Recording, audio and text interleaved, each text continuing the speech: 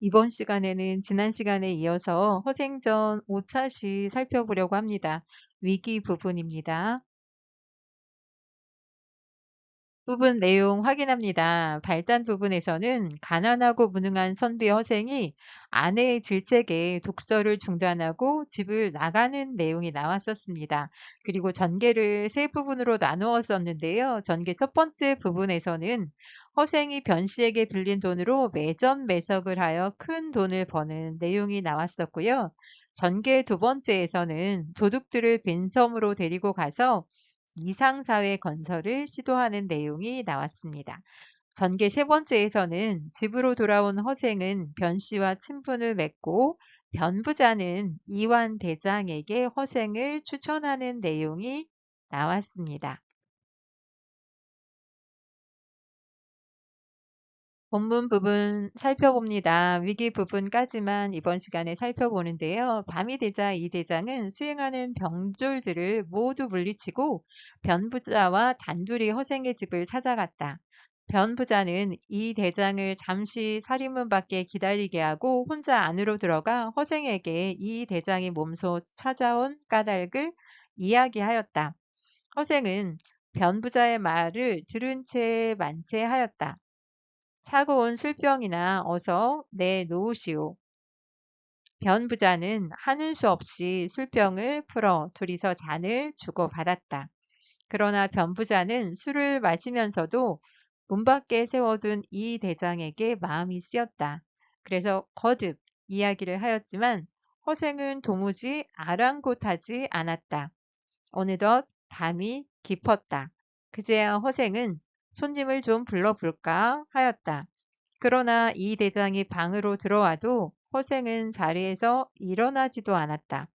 이 대장은 몸둘 바를 몰라 하다가 서둘러 나라에서 큰일에 쓸 인재를 구하고 있다는 말을 장황하게 늘어놓았다. 지금 이 대장이 몸소 찾아온 까닭을 변부자가 허생에게 이야기하는데요. 북벌 정책에 함께 동참시키려는 의도가 드러나 있고요. 허생은 변부자의 말을 들은 채 만체하였다. 대충 들었다는 건데요. 무능한 위정자에 대한 어떤 반감이나 불신이 드러났다라고도 말할 수 있습니다. 그리고 허생은 변부자하고 술을 마시면서 이 대장은 그냥 세워두잖아요. 그러니까 이제 변부자는 그게 자꾸만 이제 신경이 쓰이는데 이완 대장을 맞이하지 않고 술부터 찾고 또 들어오라고도 안 하니까 자꾸만 이제 신경이 쓰입니다. 그런데 허생은 도무지 아랑곳하지 않았다. 신경을 쓰지 않는데요. 이완 대장을 시험해 보려는 마음도 있고 지금 이완 대장 같은 경우는 조선시대의 실존 인물이라고 지난 시간에 이야기했었잖아요. 조선 중기의 무장인데 효종 제위 시절에 청나라에 대한 북벌 정책의 선봉부대인 어영청의 대장으로 일했던 인물입니다. 한참 기다리게 한 후에 어느덧 밤이 깊었다라고 하는데요. 시간의 경과가 드러난다는 것 알 수 있고요. 허생이 그제서야 이제 이완을 부르게 되고 이완 대장이 이제 허생에게 들어와서 음, 나라에서 큰일 할 인재를 구한다라고 이야기하는데 허생은 자리에서 일어나지도 않습니다. 이를 통해서 약간 이완을 시험하려는 것도 있고 권위나 권력에 아랑곳하지 않는다라는 말도 할 수 있는데 허생은 왜 이완 대장을 계속 문 밖에 세워두었을까 날개의 질문이 있잖아요. 당시 사대부에 대한 반감이나 불신으로 이야기해도 되고 한편으로는 이완이 얼마나 기다릴 건지 이제 시험하려는 마음도 있다라는 말 할 수 있습니다. 다음 내용 살펴보겠습니다. 허생은 이 대장의 입을 막기라도 하듯 손을 내저었다. 밤은 짧은데 말이 길어서 듣기에 참 지루하군. 그래, 지금 그대의 벼슬이 무엇이오? 어영대장입니다. 그래? 그렇다면 나라에서는 믿을 만한 신하겠군. 내가 제갈 공명 같은 사람을 추천할 테니 임금께 아뢰어 삼고 초려 하시게 할 수 있겠소? 이 대장은 고개를 숙이고 한참 생각하더니 대답하였다. 그건 어렵겠습니다. 임금께서 친히 거동하시는 일이 어찌 쉽겠습니까? 차라리 그 다음 계책을 듣고자 합니다. 아는 원래의 두 번째라는 것은 뭐로? 지금 허생이 현실 대응책 첫 번째 이야기를 하는데요. 지혜로운 제갈공명 같은 사람을 추천할 테니까 임금님께 말해서 삼고초려하게 할 수 있겠냐. 인재를 막기 위해서 아주 참을성 있게 노력하는 것. 삼고초려 그러면 삼국지 유비가 제갈량을 막기 위해서 제갈량이 사는 그 초가집에 3번 찾아가잖아요. 거기에서 유래한 말인데 그렇게 적극적으로 인재 등용을 위해서 노력하겠느냐라는 내용이 지금 드러나고 있습니다. 그래서 허생이 제안한 계책을 통해서 당시 인재를 적극적으로 등용하지 않는 현실을 비판하고 있다라는 말도 쓸 수 있는데요. 그랬더니 이 대장이 아유, 임금님이 거동하는 게 어찌 쉽겠냐. 서리법이죠. 쉽지 않다. 어렵다. 지금 그 얘기를 하고 있습니다. 차라리 다음 계책을 듣고자 한다라고 했는데요. 어떤 일을 이루기 위해서 꽤나 방법을 생각해내는 것을 계책이라고 합니다. 그래서 여기는 첫 번째 허생의 현실 대응책으로 올바른 인재 등용에 대해서 이야기하고 있습니다. 지금 위기 다음 내용 살펴볼게요. 허생은 딱 잘라 말한 뒤 다시 입을 열지 않고 술잔만 기울였다. 그러나 이 대장이 옆에부터 거듭거듭 묻자 마지 못한 듯 말문을 열었다. 조선이 옛날 명나라에 입은 은혜가 있다고 해서 명나라가 청나라에 망한 뒤에 명나라의 많은 자손들이 우리나라로 망명해 와서 떠돌아다니며 살고 있다고 들었소. 그대가 조정에 청하여 종실의 딸들을 그 사람들에게 시집 보내고 세도가들의 재산을 빼앗아 그 사람들에게 나누어 줄 수 있겠소? 이 대장은 또 고개를 숙이고 한참을 생각하더니 입을 열었다. 어렵겠습니다. 지체 높은 종실의 어른들이 어찌 하고 많은 신랑감을 두고 귀한 딸을 나라도 없이 떠도는 자들에게 시집 보내겠습니까? 지금 허생이 두 번째 계책을 이야기하려고 하는데요.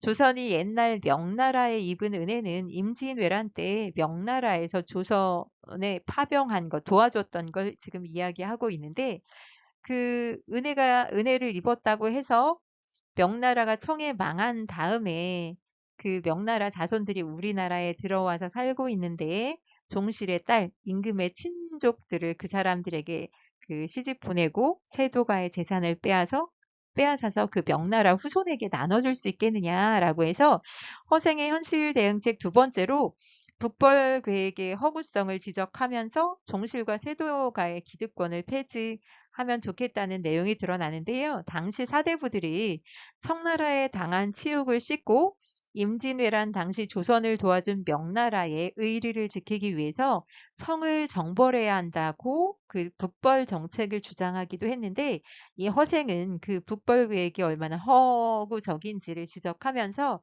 당시 기득권층을 비판하고 있습니다. 그랬더니 이 대장이 어렵겠다.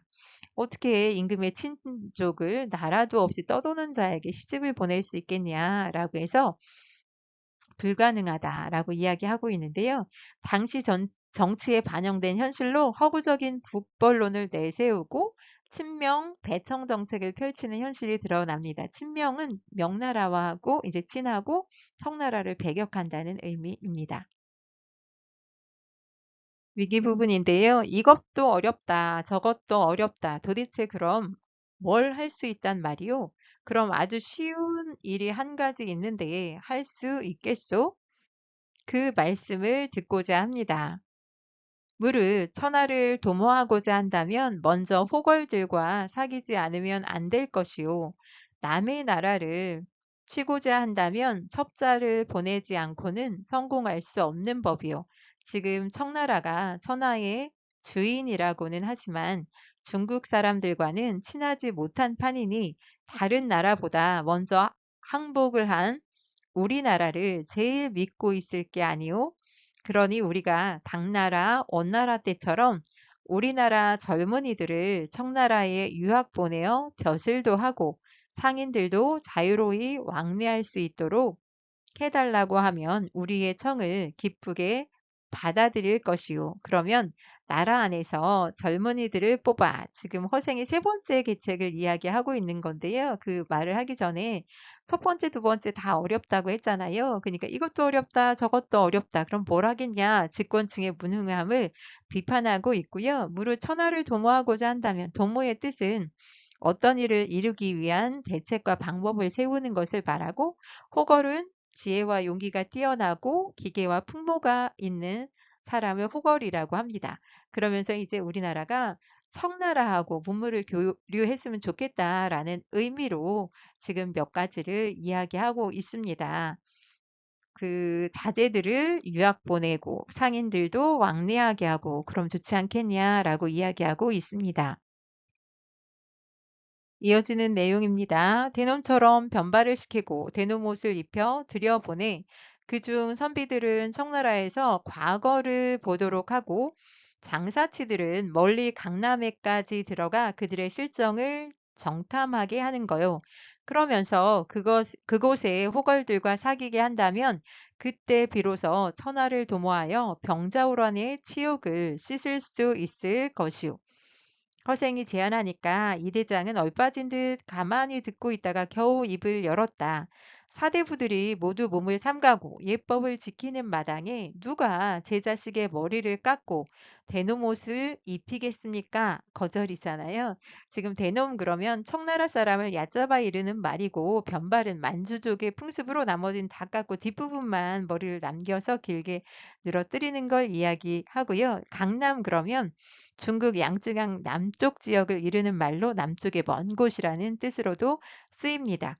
지금 허생은 우리나라 선비들 같은 경우에 젊은 사람들을 보내서 과거도 좀 보게 하고 장사치들을 들여보내서 그 청나라의 실정을 정탐하게 하는 게 어떻겠느냐. 그렇게 청나라와 문물을 교류하고 잘 알고 나서 그 다음에 북벌 정책을 도모하거나 하는 게 낫지 않겠냐고 제안을 하고 이 대장은 거절을 하잖아요. 누가 그렇게 하겠냐고 서리법으로 제시하고 있는데 허생의 현실 대응책 세 번째가 드러납니다. 청나라와 문물 교류를 했으면 좋겠다라는 게 드러나는데 이제 거절하잖아요. 그래서 위기에서는 허생이 위완 대장에게 세 가지 계책을 제안하지만 모두 거절하는 내용이 드러나고 있습니다.